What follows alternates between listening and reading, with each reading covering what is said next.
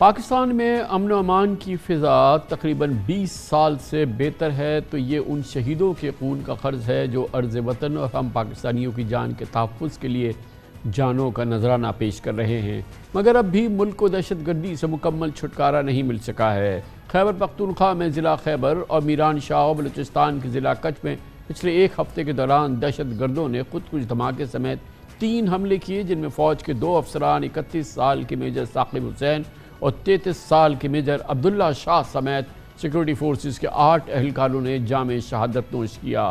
تینوں آپریشنز میں 3 دہشت گردوں اور ان کے سہولتکاروں کو گرفتار کیا گیا، جبکہ ایک دہشت گرد مارا گیا۔ کردب ٹی ٹی پی اور بلوچ عسکریت پسند تنظیم نے ان حملوں کی ذمہ داری قبول کی ہے۔ پچھلے مہینے باجوڑ، ٹانک، کرک اور سواری وزیرستان کے علاقوں میں 5 بڑے آپریشنز کے دوران ٹی ٹی پی کمانڈر سربکف محمد سمیت مجموعی طور پر 12 دہشت گرد مارے گئے تھے۔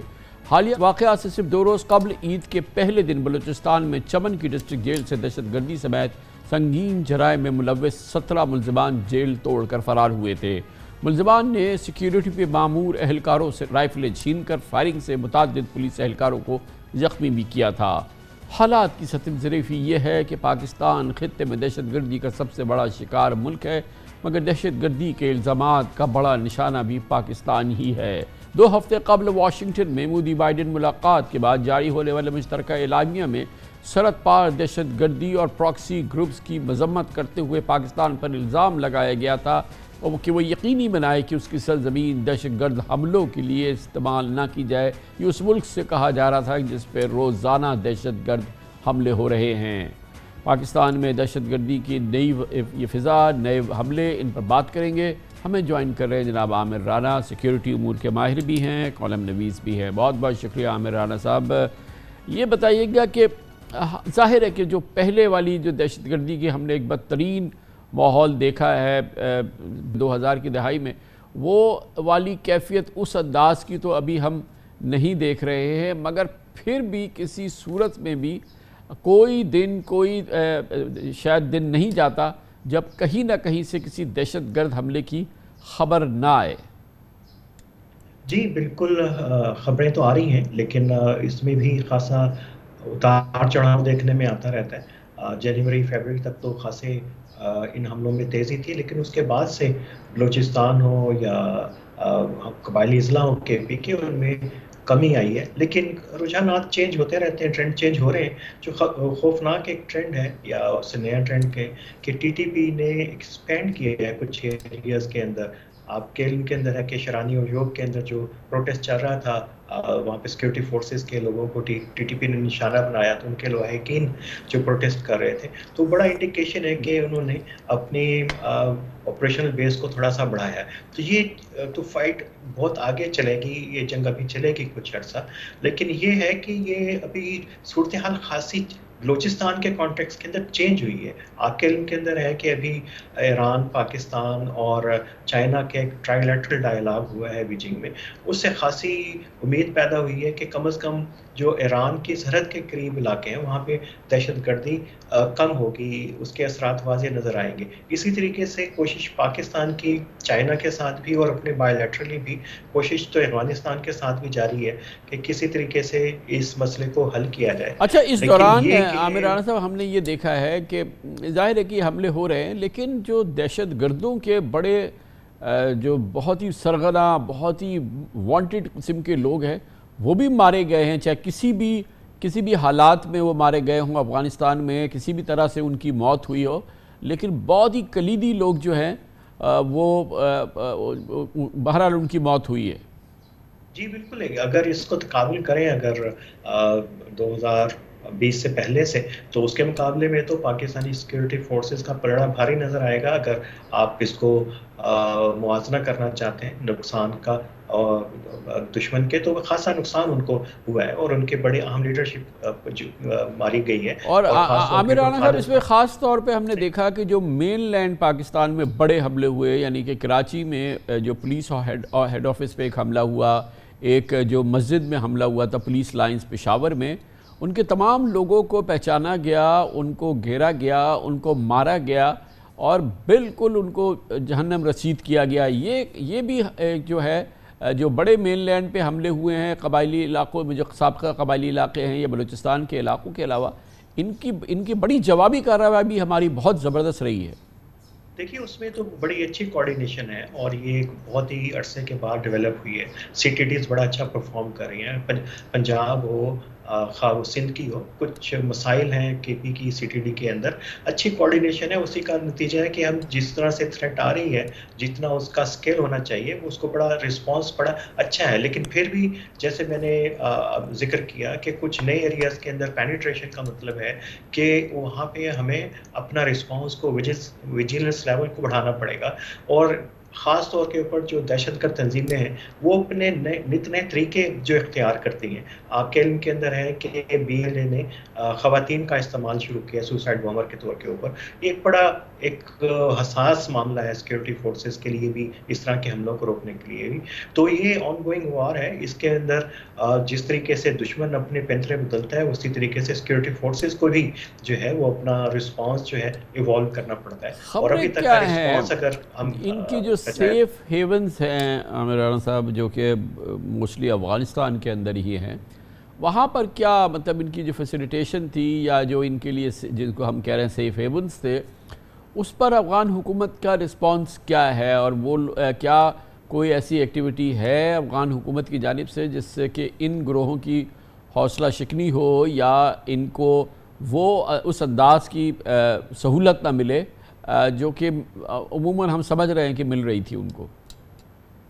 دیکھیے وہ سپورٹ تو ابھی بھی ہے، اور اس میں تو کوئی شک نہیں، اور یہی سب سے بڑا چیلنج ہے پاکستان کے لیے کہ افغان طالبان کو کنونس کیسے کریں، کیونکہ یہ خاصا یہ جو پوٹا ٹی ٹی پی کا فینومنن ہے، ایک خاصا ایک نظریاتی افیلیشن ہے افغان طالبان کے ساتھ، ٹرائبل افیلیشن ہے، بڑی آسانی سے حل ہونے والا نہیں ہے۔ لیکن غیر مصدقہ اطلاعات ہیں کہ ٹی ٹی پی کے جو فیملیز ہیں کم از کم وہ جو نارتھ میں اور ایسٹ کی طرف وہ موو کر رہی ہیں، لیکن میرا خیال ہے کہ یہ تو کاؤنٹر پروڈکٹیو ہو جائے گا کہ پاکستان کے اوپر ان کے لیے حملے کرنا نسبتاً آسان ہو جائے گا۔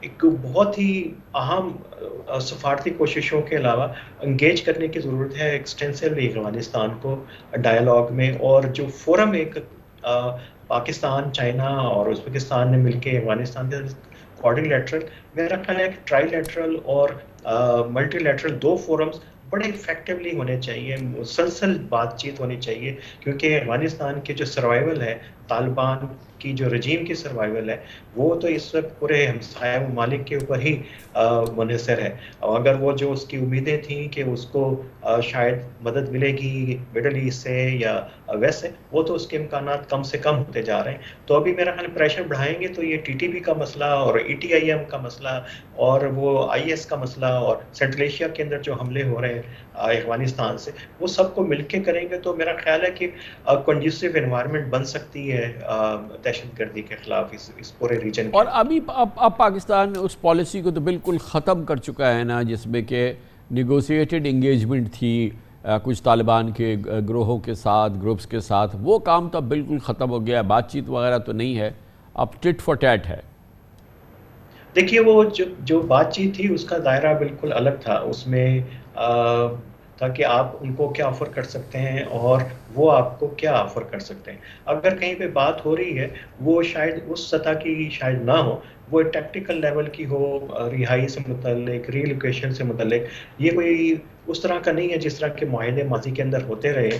بات چیت کا چینل ہمیشہ دشمنوں کے ساتھ کھلا رہتا ہے، تو بعض دفعہ تاثر یہ آتا ہے کہ شاید کہیں نہ کہیں پہ کوئی بڑا چینل چل رہا ہے، کوئی باضابطہ امن مذاکرات طالبان کے ساتھ، ٹی ٹی پی کے ساتھ تو ابھی نہیں ہو رہے، اور ٹیکٹیکل لیول کے اوپر شاید چیزیں کچھ ہو رہی ہیں۔ تھینک یو سو مچ۔ عامر رانا ہمارے ساتھ تھے، سیکیورٹی امور کے ماہر۔ کمرشل بریک، اس کے بعد ذکر کریں گے کراچی والوں کے لیے ایک اچھی خبر ہے، اگر کوئی انفراسٹرکچر میں بہتری آتی ہے، ٹرانسپورٹ کے حوالے سے، آمد و رفت کے حوالے سے، یقیناً یہ اچھی ہوتی ہے۔ ملیر ایکسپریس وے کراچی کے ڈیفنس کو سپر ہائی وے پر بحریہ ٹاؤن اور ڈی ایچ اے 9 سے ملا دے گی، ڈی ایچ اے سٹی سے ملا دے گی، اور یہ سفر آدھے گھنٹے میں طے ہو جائے گا بنا رکے۔ یہ ایک بہت بڑی ڈیولپمنٹ ہوگی اور بہت تیزی سے اس پہ کام ہو رہا ہے۔ اس کی بات کرتے ہیں چھوٹے سے وقفے کے بعد۔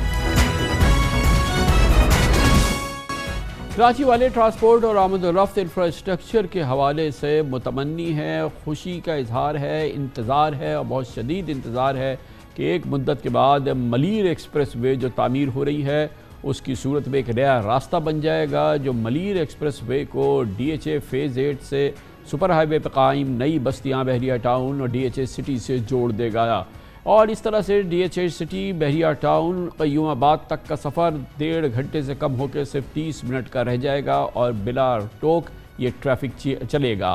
7 چھوٹے بڑے برجز پر مشتمل ملیر ایکسپریس وے کا کام اگلے 2 سال میں مکمل ہوگا اور کاٹھول لنک روڈ سے شروع ہونے والے اس میگا پروجیکٹ میں مختلف علاقوں میں 6 انٹرچینجز بنائے جائیں گے تاکہ شہر بھر کی اہم شاہراہوں سے اس میگا پروجیکٹ کو منسلک کیا جا سکے۔ پبلک پرائیویٹ پارٹنرشپ کے اس منصوبے پر مجموعی طور پر 27 ارب روپے کا خرچہ آئے گا۔ اس کے بارے میں ہم آپ کو دکھاتے ہیں دنیا نیوز کے کراچی کے بیورو چیف طلحہ ہاشمی کی خصوصی رپورٹ۔ اس موضوع پہ بات کرتے ہیں کراچی میں ترقیاتی پروگرام۔ کراچی کے نئے میئر جناب مرتضیٰ وہاب ہمارے ساتھ موجود ہیں۔ بہت بہت شکریہ مرتضیٰ وہاب صاحب، آپ نے ہمیں جوائن کیا ہے۔ کراچی میں ظاہر ہے کہ ایک طویل عرصے کے بعد، بہت ہی طویل عرصے کے بعد ایک بڑا میجر انفراسٹرکچر کا یہ پروجیکٹ شروع ہوا ہے، اور ظاہر ہے کہ اس کا ایک اپنا ٹائم ہے اور اس میں ایک اپنی مدت لگتی ہے، لیکن جو کام ہمارے ہاں یہ تجربہ یہ ہے کہ گو کہ یہ پبلک پرائیویٹ پارٹنرشپ ہے، لیکن ہمارے سامنے K4 اور کئی دوسرے منصوبے ہیں کہ اس میں سال ہا سال گزر جاتے ہیں، اور اس کی اتنی شدید ضرورت ہے کراچی میں، ظاہر ہے کہ مجھ سے زیادہ آپ جانتے ہیں، اور اس کی کلیدی اہمیت ہے۔ ابھی یہ بتایا جا رہا ہے کہ اس میں تقریباً اگر اس کے معمول کے مطابق جو اس کے پلانز ہیں اس کے مطابق اگر یہ کام ہوا تو اس میں ابھی 2 سال لگیں گے مکمل ہونے میں۔ 2 سال میں مکمل ہو جائے گا یا کوئی کوشش ہو کہ اس کو تھوڑا جلدی کیا جائے؟ آپ کے علم میں ہے کہ لاہور میں جب رنگ روڈ بنی تو شہباز شریف صاحب نے اس کو 1.5 سال میں بنا دیا، اور وہ ہم سے ایک دہائی پہلے کی بات ہے کہ وہاں رنگ روڈ بن گئی تھی، وہاں میٹرو ٹرین چل رہی ہے، وہاں بڑی مؤثر جو ہے وہ BRTs چل رہی ہیں، لیکن بہرحال یہ کراچی کا بڑا منصوبہ ہے، تو کیا یہ اگلے 2 سال میں مکمل ہوگا انشاءاللہ؟ بسم اللہ الرحمن الرحیم۔ کامران صاحب، میں آپ کی ابتدائیہ میں رپورٹ سن رہا تھا اور میں سمجھتا ہوں کہ جو آپ نے اس میں کہا کہ یہ گیم چینجر ثابت ہوگا کراچی کے لیے، اس میں کوئی دوسری رائے نہیں ہے۔ کراچی کے ٹریفک کنجیشن کے مسائل بھی حل ہوں گے، ایزی ایکسیس بھی لوگوں کو ملے گی، اور میں سمجھتا ہوں ایک بہت بڑا پروجیکٹ ہے۔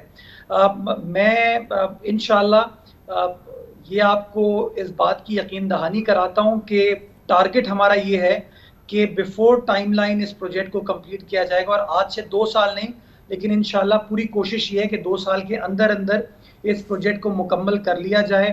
تمام سپورٹ اس پروجیکٹ کی حکومت کی جانب سے، انتظامیہ کی جانب سے اویلیبل ہے۔ وزیر اعلیٰ سندھ خود پچھلے دنوں انہوں نے اس پروجیکٹ کا وزٹ کیا تھا، میں خود بھی گاہے بگاہے وزٹ کرتا رہتا ہوں، تو انشاءاللہ ہماری پرائیورٹی لسٹ میں ہے یہ پروجیکٹ، اور انشاءاللہ وقت سے پہلے اس کو مکمل کریں گے تاکہ کراچی والوں کو ایک بہترین آلٹرنیٹ، جس طرح ایک یہ بتائیے کہ سب سے امپورٹنٹ بات تو یہ ہے کہ کراچی واحد شہر ہے اپنے سائز کا جہاں پہ پورٹ ٹریفک جو ہے وہ شہر کے بالکل بیچ سے گزرتا ہے، بیچوں بیچ ڈی ایچ اے کے علاقے سے گزرتا ہے پورا پورٹ ٹریفک، اور وہ پھر یہ بتائیے کہ یہ یہاں سے تو بن جائے گا ملیر ایکسپریس وے، جو پورٹ سے ٹریفک ہے وہ شہر سے ہی ہو کے جائے گا؟ کامران صاحب، اس کے لیے لیاری ایکسپریس وے میں سمجھتا ہوں ایک بہترین آلٹرنیٹ اویلیبل ہے، اور جب میں پچھلی بار ایڈمنسٹریٹر بنا تھا تو میں نے NHA کے ساتھ بات کی تھی، اس معاملے کو ریز کیا تھا کہ لیاری ایکسپریس وے کی موجودگی میں اس ہیوی ٹریفک کو پورٹ سے ڈائریکٹلی لیاری ایکسپریس سے ہوتا ہوا ایونچولی ہائی وے پر نکل جانا چاہیے، لیکن اس وقت کی NHA حکام کا یہ خیال تھا کہ جو لیاری ایکسپریس وے ہے وہ ہیوی ٹریفک کے لیے نہیں بنا۔ جو میں نے پھر تحقیقات کی، تفصیلات دیکھی، کچھ میٹنگز بھی ہماری ہوئیں، تو اس میں جو ڈاکیومنٹیشن ہے، جو کنسلٹنٹس ہیں وہ اس بات کو کنفرم کرتے ہیں کہ ہیوی ٹریفک جو ہے وہ لیاری ایکسپریس وے پہ چل سکتا ہے۔ ہم کوشش کریں گے کہ NHA کو قائل کریں اس چیز کے اوپر کہ ہیوی ٹریفک اگر لیاری ایکسپریس وے سے چل جائے تو اور اچھا ہوگا، لیکن یہ جو ہمارا ملیر ایکسپریس وے اس کے اندر ہم نے اس کو بنایا ہیوی ٹریفک کو کیٹر فار کرنے کے لیے، اور 6 لین کا ٹریک ہوگا یہ، یعنی کہ 3 لین ایک سائڈ پہ اور 3 لین دوسری سائڈ پہ، یعنی کہ لیاری ایکسپریس وے سے بھی ایک چوڑی وائڈر پروپوزیشن جو ہے گورنمنٹ آف سندھ اب بنا رہی ہے۔ لیکن دیکھیں ابھی تو انڈسٹریل ایکٹیویٹی کم ہے، تمام چیزیں کم ہیں، ابھی تو کچھ عرصے میں اللہ کرے گا پاکستان میں ترقی کی کچھ روشن راہیں بنیں گی، تو یہ جو ٹریفک، پورٹ ٹریفک، یہ جو شہر سے گزر رہا ہے، جو ایک تباہ کن صورتحال ہے، آپ سوچیں ابھی تک آپ کی گفتگو میں اس کا واضح حل نظر نہیں آیا. اگر لیاری ایکسپریس وے سے چلنا ہوتا تو لیاری ایکسپریس وے سے گزر جاتا نا، کیوں نہیں گزرا آج تک؟ تو یہ اگلے چند مہینوں میں یا سالوں میں کیسے گزر پائے گا؟ اور اگر ایک نارمل پورٹ ایکٹیویٹی ہوئی اور پھر یہ شہر کے بیچ سے پورے ڈی ایچ اے سے پورے کلفٹن سے یہ ٹریفک گزرا کرے گا تو آپ اندازہ تو لگائیں کہ یہ پہلی ہی کیا حالت ہے اور آگے چل کے کیا ہونے والا ہے. دیکھیں کامران صاحب، اسی لیے میں کہتا ہوں کہ جب وفاق، صوبہ اور لوکل گورنمنٹ مل کر کام کرتے ہیں تو زیادہ آسانی سے آپ چیزیں کر پاتے ہیں. Malir express way provincial government بنا رہی ہے، ہم ان کے ساتھ ہیں، کراچی کی انتظامیہ، تو کم از کم صرف یہ آپ ڈیفینس کلفٹن کی بات نہ کریں. کورنگی آپ کا الگ چوک ہوتا ہے، بلوچ کالونی ایکسپریس وے الگ چوک ہوتا ہے، شارع فیصل الگ چوک ہوتا ہے. تو کم از کم وہ پارٹ جو کہ ہمارے ڈومین میں آتا تھا، ہم نے وہاں پر ایک آلٹرنیٹ اچھی سروس کے اوپر کام شروع کر دیا، اور انشاءاللہ ان قریب جب وہ کام کمپلیٹ ہو جائے گا تو شہریوں کو فرق محسوس ہوگا. ہم کوشش کر رہے ہیں کہ این ایچ اے کو قائل کریں کہ جب کنسلٹنٹ یہ کہتا ہے، جب اس کی ڈاکیومنٹیشن یہ کہتی ہے کہ لیاری ایکسپریس وے کے اوپر ہیوی ٹریفک چل سکتا ہے، تو کیوں ایسا ہو رہا ہے کہ آپ ہیوی ٹریفک کو آل دا وے شہر کے بیچوں بیچ نکالتے ہیں. میں آپ کی بھی مدد چاہوں گا، آپ جیسے جو سوشل میڈیا انفلوئنسرز ہیں، کہ وہ اس بات کے اوپر وفاقی حکومت سے کے اوپر بھی بات کرے کہ کیوں نہ اس آلٹرنیٹ کو استعمال کیا جائے تاکہ شہر کے اندر ٹریفک کنجیشن کے مسائل کو ہم بآسانی قابو پا سکیں. میں خود بھی این ایچ اے سے بات کروں گا، وفاقی وزیر مواصلات سے بھی بات کروں گا، لیکن میں سمجھتا ہوں میڈیا بھی اس ایشو کو ریز کرے گا تو کراچی کی انتظامیہ کے لیے اور زیادہ آسانی ہوگی اس چیز کو اچیو کرنے میں. میئر صاحب یہ بتائیے گا کہ جہاں کراچی میں بہت ہی اب کچھ عرصے سے کچھ بہت ہی چھوٹا سا مختصر سا ایک پبلک ٹرانسپورٹ ہے، ورنہ تو پبلک ٹرانسپورٹ سسٹم نہیں ہے، کوئی اس قسم کا انفراسٹرکچر پروجیکٹ نہیں ہے، کوئی رنگ روڈ نہیں ہے. وہاں پہ کراچی وہ شہر ہے اسی پاکستان میں جہاں پہ میں پچھلے 10 سال سے آپ سے بات کر رہا ہوں، کوئی سیف سٹی پراپر پروجیکٹ نہیں ہے. ابھی پھر آوازیں آ رہی ہیں، اب وہ کہاں ہیں؟ اب کہاں ہے وہ پروجیکٹ؟ کامران صاحب، ایک رنگ روڈ تو لیاری ایکسپریس وے ہمارے پاس ہے، دوسری ملیر ایکسپریس وے انشاءاللہ بن جائے گی. اسی طرح ہم نے لنک روڈ کے اوپر کام کریں جو کہ سپر ہائی وے، نیشنل ہائی وے کو کنیکٹ کرے گا. ایک موری پور ایلیویٹڈ ایکسپریس وے بنا رہے جو کہ سمندر کی طرف آپ کو لے کے جائے گا آئی سی آئی برج سے. تو اس طرح کی کچھ چیزوں کے اوپر کام چل رہے اور شہریوں کو فرق ڈیفینیٹلی نظر آئے گا. سیف سٹی تعطل کا شکار ہوا، بالکل اس کے اندر پرابلم ہوئی، بٹ اب تمام پرابلمز کو ہم نے اوور کم کر لیا ہے. 12,000 کیمراز پر مشتمل سیف سٹی پروجیکٹ جو ہے وہ اپروو ہو چکا ہے. این آر ٹی سی کو ہم نے وہ کام ورک اوارڈ کر دیا ہے، پروونشل کیبنٹ اس کو اپروو کر چکی ہے، اور ہمارا ٹارگٹ یہ ہے کہ اس کو ہم نے 3 فیزز میں ڈیوائیڈ کیا ہے. پہلے فیز میں ہم ریڈ زون کو، کراچی کے انٹری ایگزٹ پوائنٹس کو، ایئرپورٹ کو، ریلوے کو اور سی پورٹ کو کور کریں گے. ہمارا ٹارگٹ یہ ہے کہ انشاءاللہ پروونشل گورنمنٹ کے ٹینیور کو ختم ہونے سے پہلے انشاءاللہ اس کے اوپر کام سٹارٹ کر دیا جائے، اور پہلا فیز غالباً کوئی 8 سے 9 ماہ لگے گا اس پہلے فیز کو کمپلیٹ کرنے میں. Thank you very much. Mayor Karachi Mirza Wahab Sahab ہمارے ساتھ تھے. کمرشل بریک، اس دوران نیوز ہیڈ لائنز دیکھیں، جس کے بعد ہم اپنے پروگرام کے باقی حصے کے ساتھ واپس آئیں گے. اب پی ڈی ایم حکومت بالآخر اپنے اقتدار کے آخری مہینے میں داخل ہو رہی ہے، اور ساتھ ہی نگراں حکومت کے کلیدی امیدواروں میں دوڑ کا آغاز ہو گیا ہے. 5 ہفتے بعد 12 اگست کو قومی اسمبلی کی 5 سالہ آئینی مدت پوری ہوگی، جس کے بعد آئین کے مطابق 60 روز کے اندر یعنی 12 اکتوبر تک انتخابات کرانے ہوں گے. خیال کیا جا رہا ہے کہ 12 اگست سے 2-4 دن پہلے ہی شہباز حکومت کی رخصتی کا اعلان ہوگا، کیونکہ قومی اسمبلی اپنی مقررہ مدت سے 1 دن پہلے بھی تحلیل کی جاتی ہے، تو نگراں حکومت کی مدت 3 ماہ ہو جائے گی، یعنی انتخابات 11 نومبر تک کرانا لازم ہوں گے. بظاہر دبئی میں نواز زرداری کی نگراں حکومت پر مبینہ مشاورت اور الیکشن کمیشن کی تیاریوں سے لگتا ہے کہ اسمبلیز کی مدت میں توسیع کی کوئی تجویز زیر غور نہیں. وفاقی بجٹ میں 46 ارب روپے مختص کیے جانے کے بعد ضروری انتخابی مواد اور بیلٹ پیپرز کی کاغذ کی خریداری ہو چکی ہے، جبکہ وزیر اعظم شہباز شریف سمیت تمام وفاقی وزراء اس بات پر اٹل ہیں کہ 12 اگست کو حکومت مدت پوری کرے گی اور رخصت اختیار کرے گی. موجودہ صورتحال میں نگران وزیر اعظم اور سندھ اور بلوچستان کی نگران وزرائے اعلیٰ کے کئی نام زیر گردش ہے. پنجاب اور خیبر پختونخوا پچھلے 5 ماہ سے نگراں حکومتوں کے ماتحت ہیں. 18ویں ترمیم کے بعد نگراں سیٹ اپ کا انتخاب قائد ایوان اور اپوزیشن لیڈر کی باہمی مشاورت یا پارلیمانی کمیٹی کے اتفاق رائے یا پھر الیکشن کمیشن کے حتمی فیصلے سے مکمل ہوتا ہے. لیکن ہمارے زمینی حقائق کے مطابق نگران حکمرانوں کی نامزدگی میں مقتدر حلقوں کی مرضی کو فوقیت حاصل ہوتی ہے۔ اس وقت نگراں وزیر اعظم کے لیے سیاست، صحافت، صنعت، معیشت اور بینکاری میں نمایاں مقام حاصل رکھنے والوں کے نام چل رہے ہیں۔ وزیر خزانہ اسحاق ڈار کا کہنا ہے کہ ایسا شخص نگراں وزیر اعظم ہونا چاہیے جو اصلاحات کو آگے لے کر چلے اور 3 ماہ ضائع نہ ہوں۔ دلچسپ بات ہے کہ جیسے جیسے الیکشن کا وقت قریب آ رہا ہے، سابق وزیر اعظم عمران خان کے سائیڈ لائن ہونے اور سابق وزیر اعظم نواز شریف کی واپسی کے آثار بھی نمایاں ہو رہے ہیں۔ اگر نواز شریف وطن واپس آ جاتے ہیں تو پھر نون لیگ کے لیے انتخابی مہم چلانا آسان ہو جائے گی۔ الیکشن ایکٹ میں سیاست سے تاحیات نااہلی کے سامنے بند باندھ دیا گیا ہے۔ آج لاہور کی احتساب عدالت سے جاری ایک کیس کے تفصیلی فیصلے میں نواز شریف کے لیے 3 بار وزیر اعظم رہنے کی شخصیت کے الفاظ استعمال کیے گئے، جبکہ وفاقی وزراء کا دعویٰ ہے کہ نواز شریف کے 4تھی بار وزیر اعظم بننے میں حائل تمام رکاوٹیں اب دور ہو چکی ہیں۔ ان سب عوامل کے پیش نظر الیکشن اسی سال ہونے کے امکانات بڑھتے جا رہے ہیں، لیکن سوال یہ بھی اہم ہے کہ کہیں نگران سیٹ اپ کو لمبے عرصے تک تو نہیں کھینچا جائے گا، جس کے امکانات بہرحال ابھی فی الحال نہیں ہیں۔ اس موضوع پر بات کرتے ہیں اور اس کے لیے ہم نے دعوت دی۔ ہمارے ساتھ موجود ہیں پاکستان کے نامور سینئر صحافی، نیوز اینکر، نیوز اینالسٹ جناب محمد مالک، اور نگراں حکومت کیسے کام کرتی ہے، کیسے اس کا نظام چلتا ہے، یہ ہمیں بتائیں گے پروفیسر ڈاکٹر حسن عسکری رضوی، پاکستان کے نامور سینئر نیوز اینالسٹ بھی ہیں اور سابق نگران وزیر پنجاب بھی تھے۔ بہت بہت شکریہ۔ محمد مالک صاحب، یہ بتائیے گا، ایک بات تو اب لگ رہا ہے لگ بھگ یہ طے ہو گئی ہے کہ یہ حکومت تو جا رہی ہے، اگست میں یہ حکومت چلی جائے گی، شاید 12 اگست سے 2-4 دن پہلے ہی چلی جائے۔ کیا یہ بھی طے ہے کہ نگران حکومت جو آئے گی وہ بھی جو اس کی مدت اگر اس کی 3 مہینے ہوئی یا 2 مہینے ہوئی وہ بھی پوری کرے گی، اور اس کے بعد اس سال الیکشن ہو جائیں گے اکتوبر ورنہ نومبر کے اندر؟ کیا یہ تمام چیزیں اب طے ہیں؟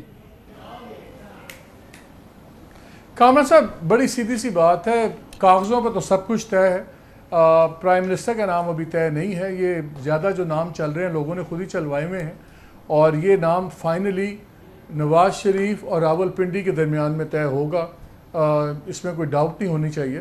لیکن ایک چیز بڑے واضح ہے کہ عمران خان کی سزا کا بڑا گہرا تعلق ہے الیکشنز کا وقت پہ ہونے پہ، اور اگر آپ نے دیکھا ہے آج آئی جی پنجاب نے آرڈر بھی کیا ہے اپنے آر پی اوز کو، تمام لوگوں کو، کہ سیکشن 34 پی پی سی کے تحت تمام ان 9 کے واقعات میں ایف آئی آرز میں خان صاحب کا نام بھی ڈلے گا، اور باقی بھی جو چیزیں چل رہی ہیں۔ اور یہ بھی فیصلہ ہو گیا ہے کہ موسٹ پرابلی ان کا اب ٹرائل بھی ATC میں ہوگا بجائے اس کے کہ آرمی کورٹ میں، لیکن 30 دن میں فیصلہ ہوگا۔ آئی تھنک سب سے پیوٹل چیز یہ ہے کہ کیا عمران خان اس وقت آزاد ہوں گے یا پابند سلاسل ہوں گے۔ اور جو میرا اندازہ ہے، تمام لوگوں سے، ریلیونٹ لوگوں سے ملنے آج کل مل رہے ہیں، بات چیت کرتے ہیں، آپ کو بھی پتہ ہے آف دا ریکارڈ ہی اصل بات سچ ہوتا ہے، تو اس کے مطابق تو پیٹرن بڑا کلیئر ہے کہ اگر عمران خان کو سزا ہو گئی تو مجھے الیکشن ہوتے نظر آتے ہیں، اگر سزا نہیں ہوتی تو مجھے یقین مانیے بالکل ایبسلیوٹ الیکشن ہوتے نظر نہیں آتے۔ تو ڈاکٹر صاحب آپ فرمائیے گا کہ کیا اتنا کافی نہیں ہے جو عمران خان کی جماعت ہے، عمران خان کی پوزیشن ہے، عمران خان کا جو اسٹیچر تھا، وہ سب اب اس وقت تو کم و بیش تحلیل ہو گیا ہے کم از کم آن دا فیس آف اٹ؟ کیا یہ کافی نہیں ہے کہ الیکشن ہو، یا یہ کہ جیسے کہ محمد مالک کہہ رہے ہیں کہ یہ بہرحال ضروری ہے کہ ان کو سزا بھی ہو جائے، وہ ڈسکوالیفائی ہو جائے پھر ہی الیکشن ہوں گے؟ کیا اتنا ہنچ کرتی ہے عمران خان کی سزا پہ الیکشن کا انعقاد؟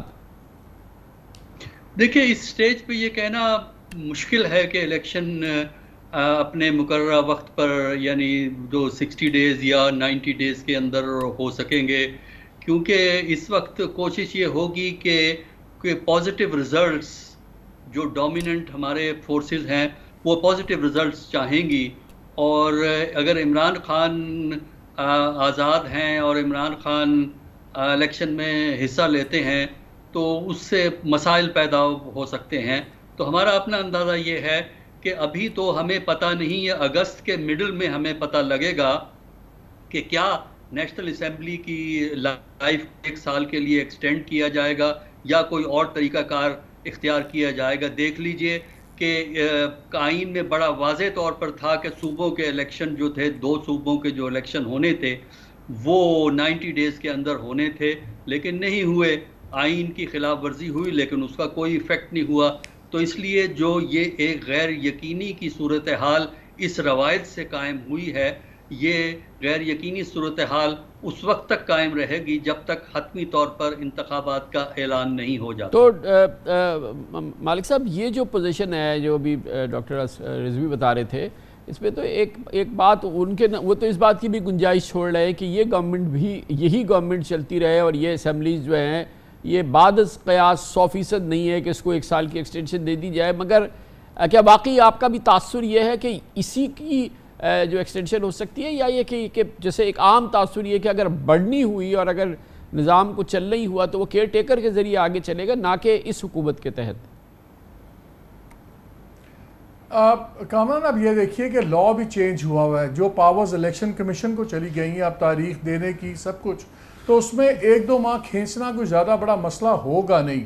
آپ دیکھیے گا 2 چیزیں میں آپ سے بڑی کیٹیگوریکلی شیئر کر سکتا ہوں۔ ایک تو یہ کہ آپ کو جو قانونی کارروائیاں ہیں عمران خان کے خلاف سب کچھ، یہ آپ کو 16 سپٹمبر کے بعد بہت تیز چیزیں نظر آئیں گی۔ یہ جو پی ایم ایل این والے بات کرتے ہیں جی میاں صاحب واپس آ رہے ہیں 15 اگست کو، کوئی ایسا سین نہیں ہے۔ وہاں جو ریلیونٹ لوگ ہیں انہوں نے کنفرم کرتے ہیں بار بار کہ جی وہ 16 ستمبر سے پہلے وہ بھی واپس نہیں آئیں گے۔ یہ پیریڈ کرٹیکل گیم پلینگ ساری شروع ہوگی 16 ستمبر کے بعد، جب بدیات صاحب چیف جسٹس نہیں رہیں گے۔ اس کے بعد بھی آپ کو ٹرائلز بھی ہوتے نظر آئیں گے، اور اگر نومبر میں الیکشن ہونے لیکن 16 ستمبر سے تو بہت پہلے 12 اگست آئے گی نا، 16 ستمبر سے پہلے تو 12 اگست آئے گی، وہ تو ڈیسائیڈ کرنا ہے کہ اس اسمبلی کو ختم ہونا ہے، پتہ ہوئے گی 12 اگست کو، وہ تو ہونا ہے نا، وہ پھر وہ آلموسٹ ڈیسائیڈڈ ہے کامران، وہ آلموسٹ ڈیسائیڈڈ ہے، وہ انہوں نے ڈیسائیڈ کیا ہوا ہے کہ وقت سے 1-2 دن پہلے کریں گے، یہ 90 دن کے لیے جائیں گے۔ اور اسی لیے یہ بڑا امپورٹنٹ ہوگا کہ کیئر ٹیکر پرائم منسٹر کون بنے گا، because care taker prime minister کی چوائس ہمیں بتا دے گی کہ یہ کیئر ٹیکر اسٹرکٹلی 60 یا 90 دن کے ہیں، یا اس میں 2-4 ماہ کی گنجائش ہے بڑھنے کی۔ اس لیے بڑا کرٹیکلی وہ امپورٹنٹ ہے کہ کیئر ٹیکر پرائم منسٹر کون ہوں گے۔ میں آپ کو یہ بتا رہا تھا کہ یہ 2-3 چیزیں طے ہیں، ایک کہ نواز شریف واپس نہیں آئیں گے، جو ان کے لوگ قریبی ترین لوگ ہیں وہ نہیں آئیں گے ستمبر سے پہلے، جو یہ لیگل پروسیڈنگز بڑی فل سپیڈ سے آگے بڑھیں گی، یہ بھی سی جے کے چینج ہونے کے بعد ابھی تک ان کا جو پلان ہے وہ بڑھیں گی۔ اور اگر نومبر میں الیکشن ہونے ہیں تو سپٹمبر اور نومبر کے درمیان میں فیصلہ کافی ہے ٹائم۔ اگر آپ ایوریج ٹرائل پیریڈ دیکھیں تو ملٹری کورٹس کا ٹرائل پیریڈ ایوریج 27 سے 31 دن رہا ہے، جو آج تک جتنے فیصلے ہوئے ہیں پچھلے 70 سالوں میں، اور جو بائی لا ایون ATC اس سے پوسٹ کے 30 دن میں فیصلہ دے، تو چیزیں منور ہو سکتی ہیں۔ لیکن اصل چیز وہی جیسے عسکری صاحب بھی کہہ رہے تھے کہ ان کمیونیکاڈو عمران خان چاہیے، اگر ڈیزائرڈ ریزلٹس چاہیے، اگر وہ کیمپین کر رہے ہوں گے وہ ہوگا، تو پھر بہت ویریبلز ہیں جو بڑے آرام سے چیزیں اندازے اپسیٹ کر دے گی۔ ڈاکٹر صاحب یہ فرمائیے گا کہ آپ تو بذات خود بہت ہی اس کی فرسٹ ہینڈ آپ کے پاس انفارمیشن ہے، ہمارے پاس کتاب میں ہمارے آئین میں لکھا ہے کہ نگران حکومت کیسے بنتی ہے، اور ہم نے ظاہر ہر الیکشن کے سے پہلے ہم نے نگران حکومت دیکھی ہے۔ ذرا یہ بتائیے گا کہ یہ کہاں ترتیب دی جائے گی؟ جیسے کہ ابھی مالک صاحب کہہ رہے تھے کہ یہ نواز شریف اور راولپنڈی کے درمیان طے ہوگا، مالک صاحب نے آصف زرداری صاحب کا نام نہیں لیا، بٹ واٹ ایور، کیا کہاں یہ فیصلے کہاں ہوتے ہیں، اور یہ نگران حکومتیں کیسے تشکیل دی جاتی ہیں؟ آپ کو بھی وزیر اعلیٰ تشکیل دیا گیا تھا، اور ظاہر ہے کہ اس وقت کے تمام فریقین، سیاسی فریقین نے آپ کے نام پر اتفاق کیا تھا، تو یہ کہاں طے ہوتی ہے، اور پھر ان کے جو معمولات ہوتے ہیں جو وہ کام کرتی ہیں ان میں کس قدر وہ خود مختار ہوتی ہیں؟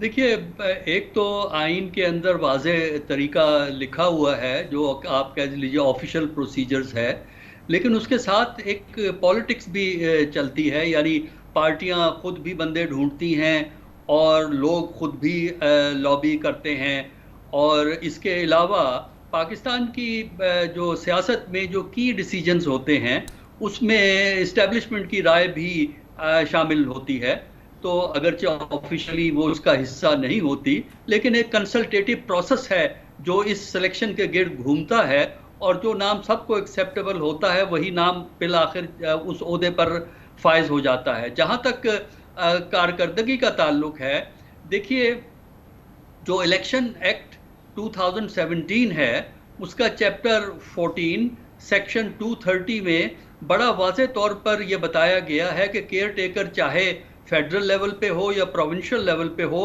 ان کے اختیارات محدود ہیں، یعنی انہوں نے الیکشن کروانا ہے الیکشن کمیشن کے فریم ورک کے اندر رہتے ہوئے، فیئر اینڈ فری الیکشن، اور ایک نان پارٹیزن رول جو ہے وہ ادا کرنا ہے، اور وہ ایسے لانگ ٹرم فیصلے نہیں کر سکتے جس کی امپلیکیشنز الیکٹڈ گورنمنٹ جو بعد میں آتی ہے ان کے لیے مشکلات پیدا کرے۔ لیکن اب پرابلم یہ ہو گئی ہے کہ اب اگر جب یہ فیصلہ ہوا تھا تو تھنکنگ یہ تھی کہ کیئر ٹیکر گورنمنٹ جو ہے یا 60 ڈیز کے بعد 2-1 ہفتے چلے گی، یا 90 ڈیز کے بعد کوئی 2 سے 3 ہفتے میں نئی حکومت بن جائے گی۔ لیکن اب 2 صوبوں میں چونکہ الیکشن نہیں ہوئے، ایک پیریڈ ایکسٹینڈ ہو گیا ہے، تو ایک ڈائلما کیئر ٹیکر گورنمنٹ کا یہ ہو جاتا ہے کہ بہت سے ایڈمنسٹریٹو ایشوز ان کے سامنے آتے ہیں، اگر وہ ان پہ فیصلہ کریں تو اس کی امپلیکیشنز اگلی حکومت کے لیے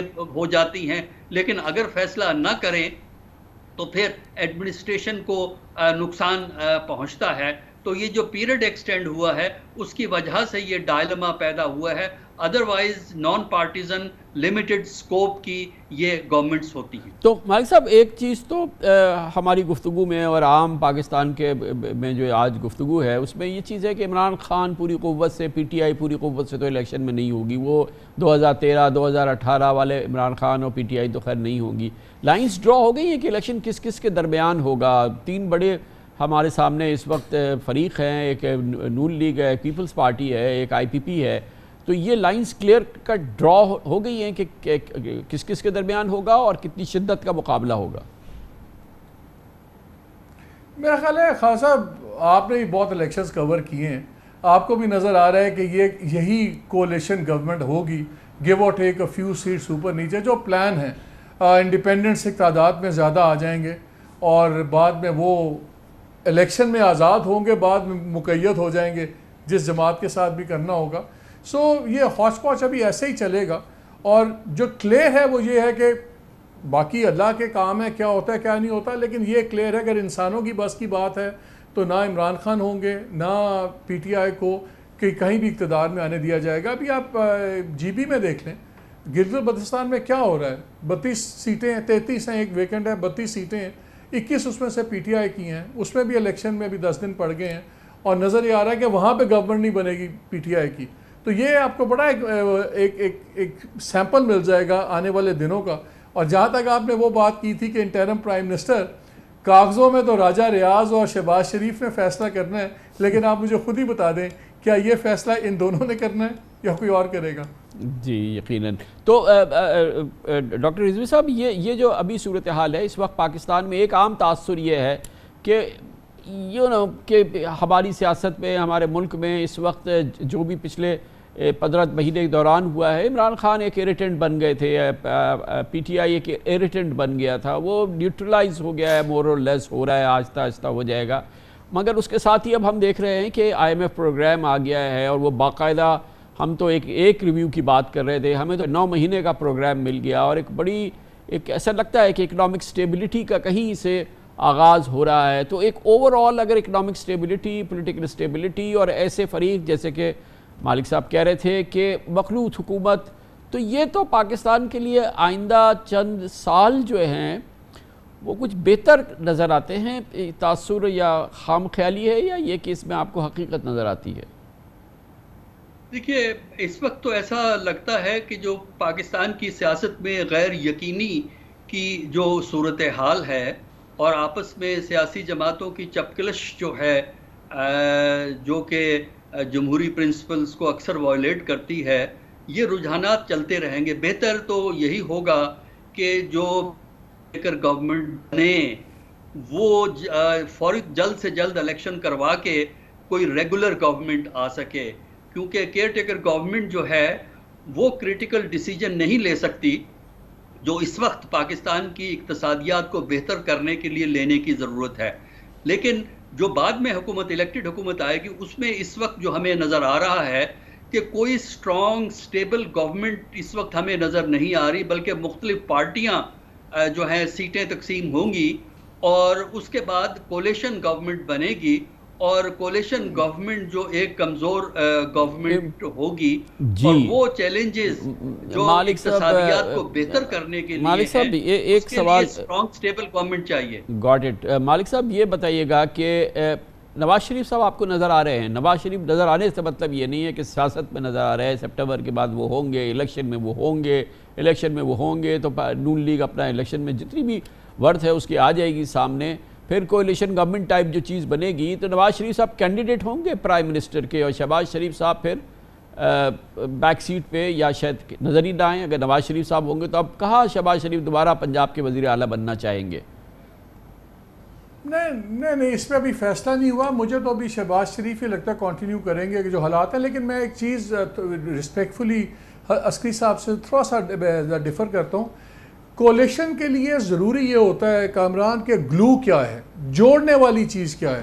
اگر اس کولیشن کو 2-3 سال اسٹیبلشمنٹ کی گوند سے جڑی رہی تو جیسے آپ نے ہنٹ کرایا تھا کہ یار ایک اسٹیبلٹی چاہیے، آپ اگلے 3 سال confrontational power politics Pakistan afford نہیں کرتا. ٹف اکنامک ڈیسیژنز لینی ہے، پالیسیز کی کنٹینیوٹی چاہیے. تو کولیشن کا خطرہ نہیں ہے، کولیشن کا کانفرنٹریشن نہیں ہونا چاہیے اسٹیبلشمنٹ اور کسی بھی گورنمنٹ ان پاور کا. اگر آپ کوئی اور گورنمنٹ بنتی ہے اور اگر اس کا کانفرنٹریشن چلے گا تو پاکستان افورڈ نہیں کرتا. میرا خیال ہے کولیشن چل جائے گی اگر اس کی گوند جو ہے وہ اسٹیبلشمنٹ اور سارے ہوں. 2-3 سال ایک پیج پہ رہیں، اس کے بعد بھائی ایک پیج پہ نہ رہیں، ان کا آپس کا مسئلہ ہے. لیکن اگر 3 سال ایک پیج چل گیا اگلا تو کم از کم اکنامک ٹف ڈیسیژنز لے لی جائیں گی اور امپلیمنٹ بھی ہو جائیں گی. گویا کہ یہ ٹرم جب پروفیسر رضوی صاحب جنرل عاصم منیر کی ٹرم پوری ہوگی، جب جناب قاضی فائز عیسیٰ صاحب کی چیف جسٹس کی حیثیت سے ٹرم پوری ہوگی، اور پھر یہ جو ٹائم پیریڈ مالک دے رہے ہیں یہ تقریباً 3 سال ہو جائے گا. ایک نیا IMF پروگرام اگر ہم لیں گے 24 میں تو وہ 26-27 میں ہم اس کے قریب پہنچ جائیں گے. تو یہ پورا ملا کے تو ایک بہتر سیناریو نظر آ رہا ہے اس کی رضوی صاحب. دیکھیے امید تو یہی کرتے ہیں کہ اللہ بہتر ہی کرے، لیکن جو ہماری پالیٹکس کی روایت ہے، بات یہ ہے کہ کولیشن کو اسٹیبلشمنٹ جوڑ تو سکتی ہے، لیکن کس حد تک وہ اس کو چلا سکتی ہے یہ ڈیپینڈ کرے گا کہ انیشیٹو کتنا پولیٹیکل لیڈرز کے پاس ہے اور کتنا ان کے پاس نہیں ہے. تو لیکن رضوی صاحب صرف جوڑ نہیں سکتی ہے، توڑ بھی سکتی ہے اور بآسانی توڑ سکتی ہے. وہ تو خیر کولیشن کو توڑنا تو بعض دفعہ وہ خود ہی اپنی حرکتوں سے ٹوٹ جاتے ہیں، بعض دفعہ کہیں اور سے دباؤ آ جاتا ہے. تو اس لیے جب تک آپ کے ہاں غیر یقینی صورتحال پہ آپ کنٹرول نہیں کرتے اور آپ کی پریڈکٹیبلٹی کہ کل کیا ہوگا، پاکستان کی اس وقت ٹریجڈی یہ ہے کہ ہمیں نہیں معلوم کہ 2 مہینے یا 1 مہینے کے بعد کیا ہوگا. جب پریڈکٹیبلٹی نہ ہو پولیٹیکل سسٹم کی تو اکانومی کو آپ اپنے کرائسس سے باہر نکال نہیں سکتے، چلا سکتے ہیں. انٹرنیشنل سپورٹ ہے، منیمم فنکشننگ سٹیٹ پاکستان کی کر سکتی ہے، کوئی ایسا مسئلہ نہیں ہے. لیکن اگر آپ نے باہر نکلنا ہے تو ہمیں یہ پتا ہونا چاہیے کہ 2 مہینے کے بعد پاکستان میں کیا ہو گیا. آج میں کچھ نہیں کہہ سکتا کہ 2 مہینے کے بعد کیا ہو. لاسٹ 30 سیکنڈ مالک صاحب آپ کنکلوڈ کریں پلیز کہ down the road next 90 days آپ کو کیا نظر آ رہا ہے؟ کامران صاحب پچھلے 6 ماہ میں جو کچھ ہوا اور 9 مئی کے یہ بعد آئی تھنک بہت زیادہ سپیس پولیٹیشنز اور میڈیا سے چلی گئی ہے اور سیکیورٹی پیراڈائم کا پرسپیکٹیو زیادہ سٹرونگ ہو گیا ہے. اور اسی ریالٹی کے تحت آنے والے دنوں میں فیصلے ہوں گے. صرف امید ہم یہ کر سکتے ہیں کہ فیصلے نیشنل انٹرسٹ میں ہوں، انڈیویجول انٹرسٹ میں نہ ہوں. تو شاید اچھے دن ہو ہی جائیں. انشاءاللہ قوم بھی دعا کر رہی ہے. بہت بہت شکریہ جناب پروفیسر ڈاکٹر حسن عسکری رضوی، جناب محمد مالک. کمرشل بریک، اس کے بعد پاکستان کی معاشی مسائل ہی سب سے بڑے مسئلے ہیں. ان میں سے ایک بہت بڑا مسئلہ جس کا آپ نے ذکر بہت نہیں سنا، وہ پاکستان میں پینشن کا بوجھ ہے. پاکستان میں ریٹائرڈ سرکاری ملازمین کا پینشن کا بوجھ اب 750 ارب روپے سالانہ ہو گیا ہے. ہمارے بجٹ کا ایک بہت بڑا حصہ اب اس طرف جاتا ہے. اس میں بڑی اصلاحات کی ضرورت ہے. پاکستان اس بوجھ کو اٹھا ہی نہیں سکتا، خزانہ ہمارا اس بوجھ کے متحمل ہی نہیں ہو سکتا. اس بجٹ میں کچھ ابتدائی اصلاحات کی کوئی بات کی گئی ہے. اس موضوع پہ بات کرتے ہیں چھوٹے سے وقت.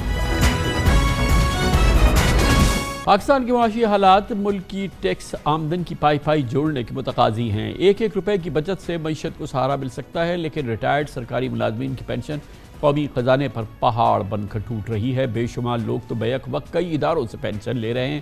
نئے مالی سال صرف وفاقی حکومت کا پینشن بل 751 ارب روپے کا ہے۔ صرف پینشن بل 751 ارب روپے کا ہے۔ پچھلے مالی سال وفاق کے پینشن اخراجات 520 ارب تھے، جو اس سال 231 ارب روپے یعنی 44% صرف ایک سال میں بڑھ گئے۔ 751 ارب روپے یہ ہو چکے ہیں۔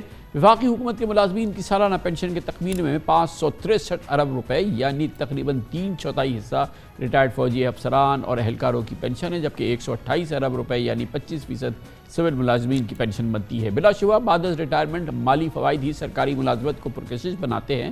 سرکاری ملازمین کے اپوائنٹمنٹ لیٹر میں پروویڈنٹ فنڈ، گریجویٹی اور ماہانہ پینشن کا معاہدہ بھی درج ہوتا ہے۔ سرکاری ملازم کی وفات کے بعد اس کے شریک حیات کو پینشن ملتی ہے اور اس کے بعد یہ سہولت 18 سال سے کم عمر کے بچوں کی کفالت کا ذریعہ بنتی ہے۔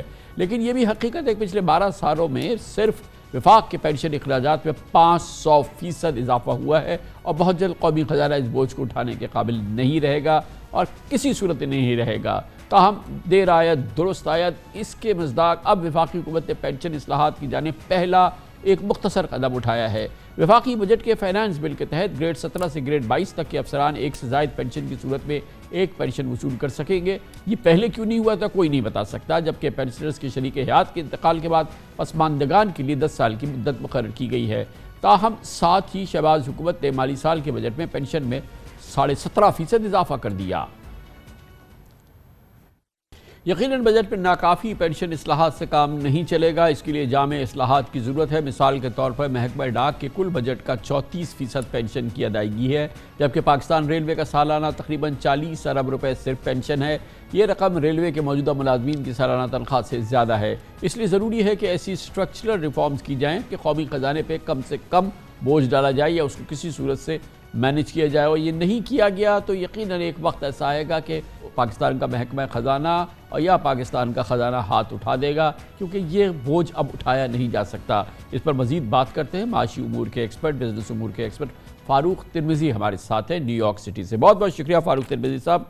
یہ بتائیے گا کہ obviously numbers speak itself کہ یہ دیکھیں صرف ایک سال کے اندر جو ہے وہ 231 ارب روپے یعنی کہ تقریباً 44% پینشن کا بوجھ جو ہے وہ ہمارے خزانے پہ بڑھ گیا۔ یہ جو اس لیول کی کمپاؤنڈنگ ہو رہی ہے، یہ پاکستان میں پینشن کے بل کو اگلے 5 سال میں کہاں پہنچا دے گی، اور ذرا سا ہمارے ناظرین کو یہ سمجھائیے کہ اتنا میسو، اتنا میمت جو یہ انکریز ہوا صرف اس ایک سال میں، وہ کیسے ہوتا ہے؟ پینشن کے جو ہمارا بوجھ ہے اس میں اتنا تیزی سے اضافہ کیوں ہو رہا ہے؟ السلام علیکم کامران صاحب۔ دیکھیں اس میں تو 3-4 چیزیں ہوتی ہیں پینشن میں جس کی وجہ سے پینشن کے بل کا بل ہر سال بڑھتا چلا جاتا ہے۔ سب سے پہلی چیز تو شرح مہنگائی ہے، جس کی وجہ سے حکومت ہر سال جو ہے پینشنرز کی ماہانہ پینشن بڑھاتی ہے۔ اس سال آپ نے دیکھا ہے کہ کتنی مہنگائی ہوئی ہے پاکستان میں، 38% تک مہنگائی گئی ہے۔ اس کی وجہ سے حکومت نے پینشن کافی بڑھائی ہے پینشنرز کے لیے، جو کہ مطلب مناسب بھی بات ہے، ظاہر ہے جتنی مہنگائی ہو گئی ہے پینشنرز اپنی پچھلے سال کی پینشن میں گزارا نہیں کر پائیں گے، تو تھوڑا بہت تو بڑھانا پڑتا ہی ہے۔ تو اس سال جہاں تک مجھے یاد ہے حکومت نے تقریباً 20% جو ہے وہ تو یہ جو 44% ہے اس میں سے صرف 20% تو صرف مہنگائی کی وجہ سے جو پینشن بڑھائی گئی ہے وہ تھی۔ اس کے علاوہ سر اصل میں پینشن کا یہ ہوتا ہے کہ کمپاؤنڈنگ بہت زیادہ ہو جاتی ہے، یعنی کہ اگر ایک دفعہ آپ نے ایک پینشنر کو پیسے دینا شروع کر دیے، اس کے بعد پھر ان کے جو ہر سال جو ہے مزید جو ہے لوگ ریٹائر ہوتے چلے جاتے ہیں، تو پینشنرز کی تعداد بھی بڑھ رہی ہے، اس کی وجہ سے ہر سال جتنے لوگوں کو پینشن دینی ہے وہ بھی بڑھ رہی ہے۔ تو آپ یہ سوچیں کہ جتنے لوگ ہیں ان کو بھی ان کی وہ بھی بڑھ رہے ہیں، اور جتنی ہر شخص کو پینشن دینی ہے وہ بھی بڑھ رہی ہے، اور یہ ہر سال مستقل بڑھتا چلا جاتا ہے، کیونکہ حکومت میں اصل میں ہم نے جس طرح سے سروس رکھی ہوئی ہے 25 سال کے بعد زیادہ تر لوگ جو ہے وہ ریٹائرمنٹ لے سکتے ہیں۔ تو اگر وہ لے سکتے ہیں تو بہت سارے لوگ لے بھی لیتے ہیں، جس کی وجہ سے اگر انسان جو ہے وہ 40 سال تک جو ہے اگر سروس کر سکتا ہے، لیکن بہت سارے سرکاری ملازمین جو ہے وہ اس سے بہت پہلے جو ہے ریٹائرمنٹ لے لیتے ہیں، جس کی وجہ سے حکومت کو پھر اور نئے ملازمین کو لانا پڑتا ہے جن کی اور پینشن لائبلٹی بڑھتی چلی جاتی ہے. تو یہ ایک تو یہ کہ کچھ سروس لینتھ کو بھی تھوڑا سا بڑھانا پڑے گا. یہ ہے کہ اس سال کی جو ہمارا ریونیو ہے پورے پاکستان کا، جو ٹیکس کلیکشن ہے پورا ملا کے، اس کا 10% سے زیادہ تو صرف پینشن کی مد میں جانا ہے، ہم نے دینا ہے. باقی تو پھر جو ریاست ہے وہ تو اپنا کام جانے. اور سر اگلے 5 سال میں یہ 25% تک جا رہا ہے، مطلب یہ اچھی خاصی جو ہے وہ بڑھتا چلا ہی جائے گا. اچھا ویسے کامران صاحب اس کا ایک حل ہے، لیکن یہ کہ وہی میں جاننا چاہ رہا تھا آپ سے مشکل فیصلے کرنے پڑیں گے. کیا کیسے ممکن ہے کہ اس کا نہیں، اس کے بغیر تو چارہ ہی نہیں ہے نا، کچھ نہ کچھ تو حل ڈھونڈنا ہی ہے. جیسے کہ ابھی اس بجٹ میں کوئی انیشل بیبی سٹیپس لیے گئے، چلے ابتدا تو ہوئی ہے، مگر بہرحال اس کو ہم نے کہیں نہ کہیں سیٹل کرنا ہے نا، یہ تو اٹھا ہی نہیں سکتے ہم. اچھا سر ویسے ایک بات بتاؤں، یہ جو بیبی سٹیپس انہوں نے لیے ہیں، ایک تو یہ کہہ رہے ہیں کہ بھئی ملٹیپل پینشنز نہیں لیں گے. By the way multiple pensions پہ پہلے سے بین ہے، اور میں اس کی آپ کو اس بات سے گواہی دے سکتا ہوں کہ میرے والد صاحب جو ہے پہلے فوج میں تھے اور اس کے بعد پھر وہ دوسرے سرکاری ادارے میں ملازم رہے.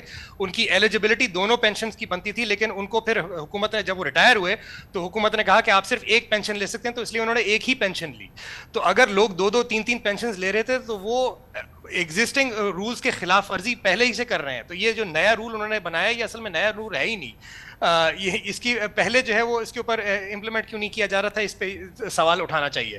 تو ایک یہ بات ہے. اس کے علاوہ یہ کہ انہوں نے کہا کہ بھائی پینشنر کی بیوہ کے بعد جو ہے وہ صرف 10 سال تک ان کو پینشن دیں گے.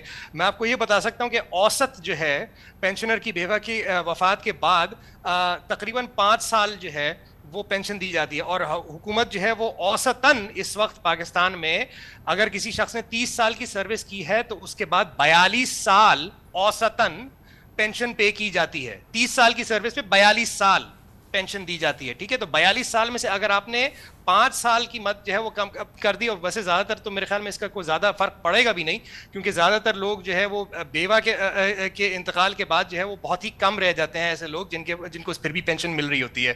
تو مطلب اس سے بھی میرے خیال میں کچھ زیادہ سیونگ نہیں ہوگی. تو حکومت نے یہ کہنے کا مقصد یہ کہ یہ کہنے کی باتیں ابھی شروع کی ہیں، ابھی انہوں نے اصل کام تو شروع کیا ہی نہیں ہے. بہت بہت شکریہ، بہت شکریہ. فاروق ترمذی صاحب ہمارے ساتھ تھے، اکانومسٹ اور بزنس امور کے ماہر، نیو یارک سٹی سے. کمرشل بریک، اس کے بعد ذکر کریں گے. قضیہ طے ہوا ہے، پاکستان کرکٹ بورڈ کی اب لیڈرشپ ذکا اشرف صاحب کریں گے. آصف زرداری صاحب کے نمائندے تھے. نجم سیٹھی کو جناب نواز شریف کی حمایت حاصل تھی، مگر یہ تنازعہ چلتا رہا اور اب بالآخر وزیر اعظم نے فیصلہ کیا ہے. آصف زرداری صاحب کے ذکا اشرف جیت گئے ہیں. اس پر بات کرتے ہیں چھوٹے سے وقفے کے بعد. Welcome back. بالآخر ذکا اشرف کو آج پاکستان کرکٹ بورڈ کی باقاعدہ سربراہی مل گئی اور آج ہی انہوں نے مینجمنٹ کمیٹی کے چیئرمین کا عہدہ سنبھال لیا. پچھلے 2 ماہ سے پی سی بی حکمرانی کے لیے مسلم لیگ نون اور پیپلز پارٹی کی سیاسی پنجہ آزمائی چل رہی تھی. معاملہ ملک کی 4 ہائی کورٹس میں بھی زیر سماعت ہے. سابق چیئرمین نجم سیٹھی نواز شریف کے امیدوار تھے، جو طویل کشمکش کے بعد بالآخر زیر ہو گئے ہیں، اور زرداری صاحب نے اپنا چیئرمین پی سی بی بنا کر ہی دم لیا.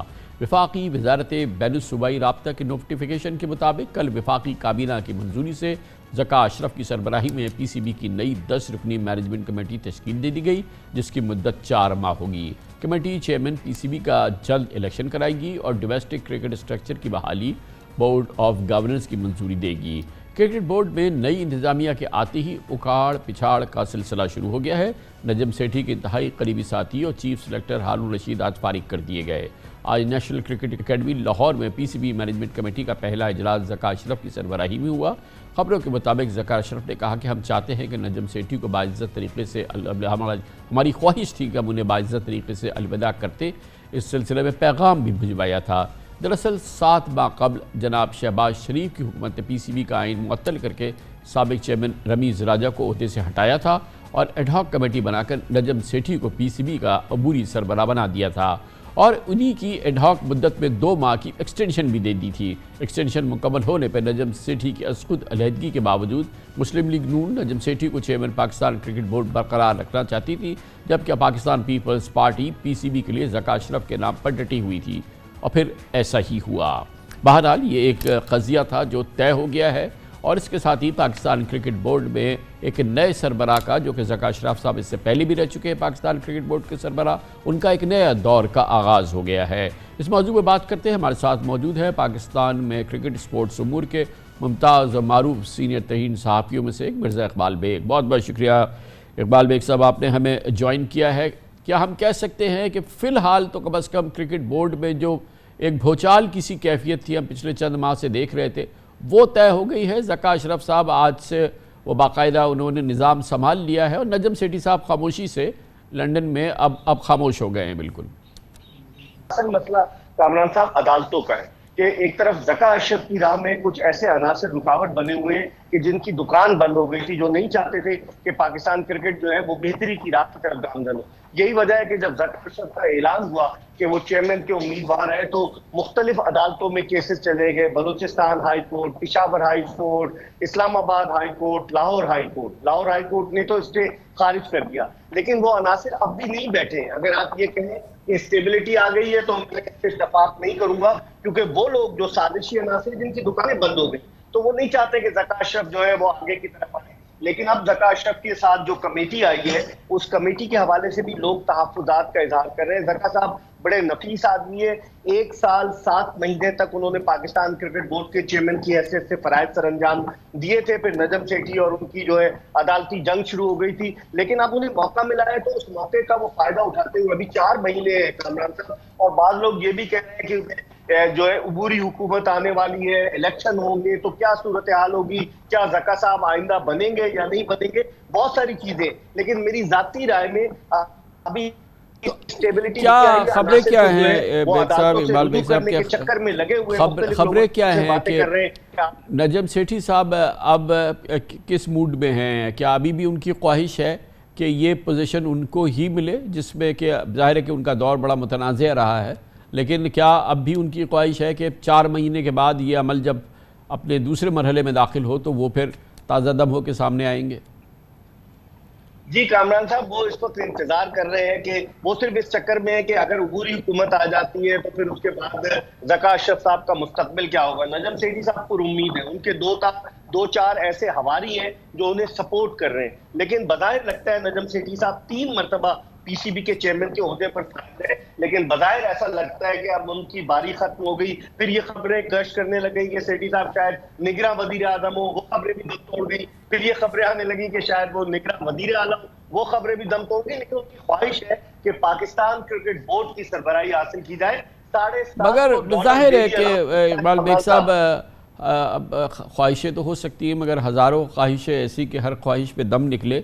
کرکٹ کے لیے آئندہ 4 ماہ جو ہیں یہ بڑے اہم ہوں گے جو ذکا اشرف صاحب کے ہیں، کیونکہ بہت امپورٹنٹ ٹورنامنٹس ہیں، بہت امپورٹنٹ کرکٹ ہے، بہت امپورٹنٹ پاکستان کے کرکٹ کے لیے چیلنج ہے۔ اور آج آپ نے دیکھا بابر اعظم وغیرہ نے پریس کانفرنس کی، اور وہ کرکٹنگ شائقین کے لیے تو اصل سب سے امپورٹنٹ بات تو یہ جو تمام کرکٹ آ رہی ہے، جو عالمی لیول کی کرکٹ سامنے آ رہی ہے، اس حوالے سے بتائیے کہ وہ دور ابھی کیسا ہوگا، اور پھر یہ ذکا اشرف صاحب کا کتنا بڑا یہ امتحان ہوگا۔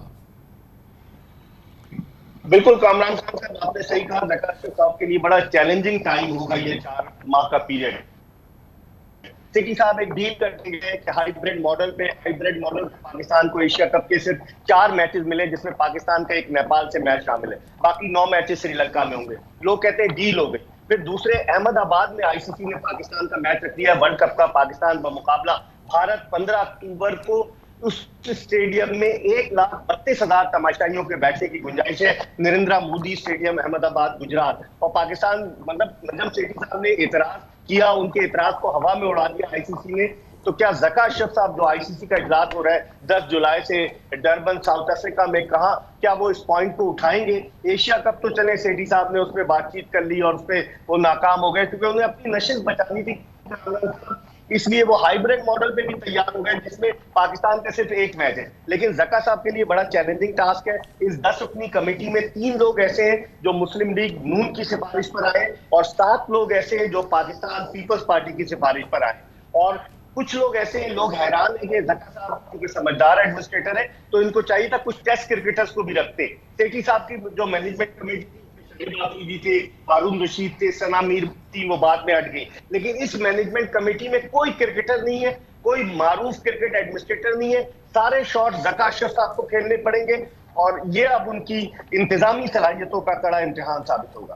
تھینک یو، بہت بہت شکریہ جناب مرزا اقبال بیگ ہمارے ساتھ تھے۔ اس کے ساتھ ہی ہمارے آج کے پروگرام کا اختتام ہوتا ہے۔ کل آپ سے پھر ملاقات ہوگی انشاءاللہ۔